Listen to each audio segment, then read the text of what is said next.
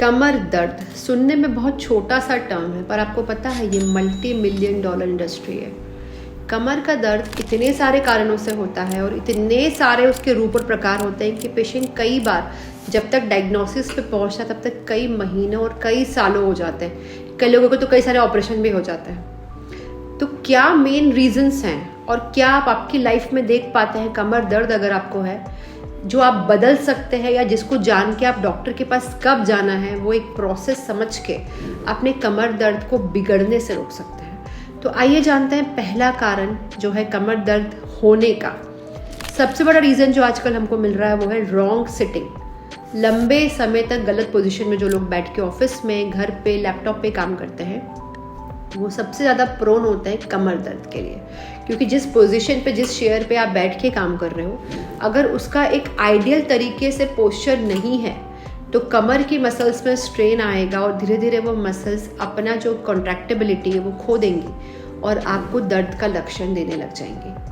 और ये भी समझना ज़रूरी है कि कमर में होने वाला दर्द या कोई भी दर्द जो शरीर में होता है, वो हर दर्द बुरा नहीं है।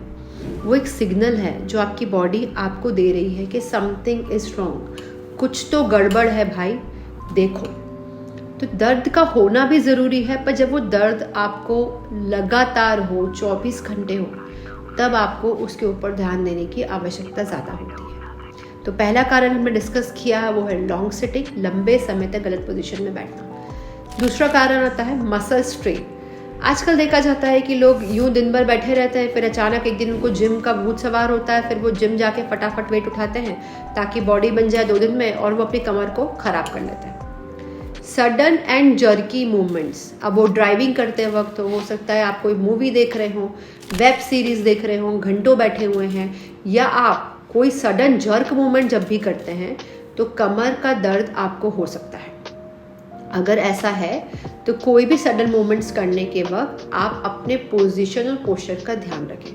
तीसरी चीज़, प्रेगनेंसी में जब लोअर वाला एरिया का गर्थ बढ़ता है, विड्थ बढ़ती है फीमेल्स में, तो कमर दर्द होने की संभावना ड्यूरिंग प्रेगनेंसी होती है।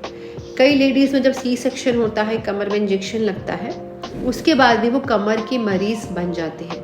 पर अगर आप समय रहते उसका इलाज करवाएंगे तो कमर दर्द आपका गंभीर और विकराल रूप नहीं लेगा। चौथी चीज़ है स्लीपिंग इन बैड पोजीशन। अक्सर देखा गया है लोग इतना उल्टे पुल्टे पोजीशन में सोते हैं जहाँ पे उनकी रात भर जो मसल्स हैं वो स्ट्रेन और स्ट्रेसफुल कंडीशन में रहती है, जिससे धीरे धीरे लगातार सोने से कमर के जो मसल्स हैं वो डैमेज हो जाते हैं। एक और रीज़न हो सकता है वो है जिस बेड पे आप सोते हैं, जिस तरफ आप सोते हैं, लंबे समय तक एक ही गद्दे पे सोने की वजह से वो गद्दा अपना आकार बदलता है। तो हो सकता है पहले वो गद्दा स्ट्रेट हो, बाद में उस गद्दे के ऊपर गड्ढे बन गए हो जिस पोजीशन में आप सोते हैं।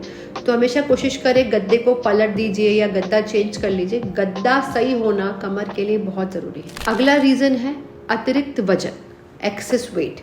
जब आपका वजन ज़्यादा होगा तो कमर के ऊपर लोड ज़्यादा आएगा, और जब ऐसा होगा तो कमर की समस्या एक दुबले व्यक्ति को भी हो सकती है, पर जिसका वजन अपने BMI से ज़्यादा है उन लोगों में 10 में से 8 लोगों को कमर दर्द की तकलीफ पाई जाती है। एक और रीज़न जो हो सकता है वो है एजिंग। उम्र के साथ जब हमारी हड्डियाँ घिसती हैं, हमारे कैल्शियम डिप्लीशन होते हैं, मसल्स वीक होते हैं, तो कमर की दर्द की समस्या मुख्यतः पाई जाती है। पर इसका मतलब ये नहीं है कि हर व्यक्ति जो एजिंग हो रहा है वो कमर का पेशेंट होगा, पर ऐसा अमूमन देखा गया है कि विद एजिंग कमर की समस्या बढ़ सकती है। अगला रीज़न हो सकता है ऑस्टियोपोरोसिस। इंडियन पॉपुलेशन में मैक्सिमम विटामिन डी और कैल्शियम की कमी पाई जाती है। जब ये अतिरिक्त हो जाएगी तो उसको ऑस्टियोपोरोसिस, मतलब अथाह में कमी कैल्शियम और विटामिन डी को ऑस्टियोपोरोसिस कहा जाता है। ऐसी अवस्था में भी कमर दर्द होने की संभावना या जोड़ों के दर्द होने की संभावना काफ़ी ज़्यादा होती है। कुछ मेडिकल रीजंस भी होते हैं, जैसे अगर आपको आर्थराइटिस का प्रॉब्लम है, रूमेटिज्म का प्रॉब्लम है, तब भी आपकी कमर वीक हो सकती है और आपको दर्द हो सकता है। एक और प्रॉब्लम हो सकती है जिससे आप कमर दर्द के लक्षण मिक्स कर सकते हैं, वो है किडनी प्रॉब्लम। अगर किसी को किडनी की समस्या है, किडनी स्टोन है, तो उसका भी जो दर्द है वो कमर पर रिफ्लेक्ट होता है। कई बार वो कमर दर्द समझ के उसका ट्रीटमेंट कराते हैं, पर वो कमर का दर्द ना होके किडनी का प्रॉब्लम हो सकता है। अगला रीज़न है वो है स्पाइनल स्टिलोसिस, मतलब स्पेस का कम होना, नैरोइंग ऑफ स्पाइन। उस केस में भी कमर का दर्द होना बहुत सामान्य बात है। तो यह है कुछ मुख्य रीज़न जो आपको कमर दर्द रूटीनली जो होता है उसके पीछे की वजह हो सकते हैं। पर कमर दर्द के अन्य ऐसे कारण भी हैं जो इडियोपैथिक है, मतलब जिसका कोई कॉमन सिम्टम नहीं है। जैसे कई बार पेशेंट बताते हैं लंबी ड्राइव करके आए तो कमर दर्द हो गया, ऑफिस में कहीं पार्टी में गए थे तो कमर दर्द हो गया, ट्रैवलिंग पे गए थे कमर दर्द हो गया। तो इनमें से ही कोई रीजंस अगर आपके भी हैं तो आप उसको खुद रूल आउट करके अपनी उस वजह को रोक भी सकते हैं और बदल भी सकते हैं। ये तो आपने जाने कारण जहाँ पे कमर दर्द कैसे होता है। इस वीडियो के अगले भाग में मैं आपको बताऊंगी ऐसे 11 टिप्स जो आप अपने घर पे कर सकते हैं और कमर दर्द को कर सकते हैं बाय बाय, वो भी बिना किसी महंगे इलाज और बिना किसी महंगी जांचों के। तो होती है मुलाकात अगले वीडियो।